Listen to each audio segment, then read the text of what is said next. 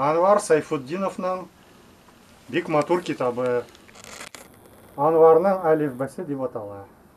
Менә тәңкә сүзен укыйм. Тәңкә монда ң хәрефе дип язылган. Ң хәрефенә тәңкә сүзе язылган. Акчаланың эше күп, бакчаланың ашы күп.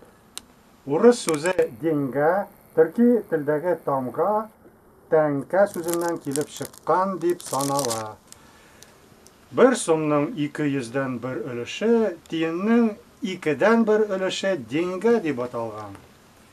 Әмма балыкка бик бай булган Идел буе Болгар дәүләтендә тәңкә дип балык тирәсенә әйткәннәр. Хәзер дә шулай әйтәләр бит инде.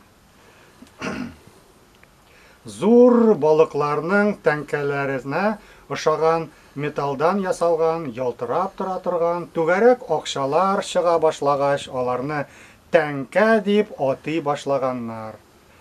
Соңрак бу сүз акча берәмлегенә әйләнгән бер тәңкә, 2 тәңкә. Кыргый киекләргә бай булган Идел буе урманнарында акча урынына тиен тирәләре кулланылган. Шулай итеп, сумның иң кечкенә өлеше тиен дип атала башлаган.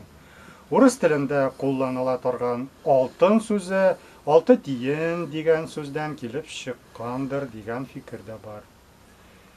Югары сыйфатлы көмеш тәңкәләрне ак сүзен кулланып, башта акча дип атаганнар.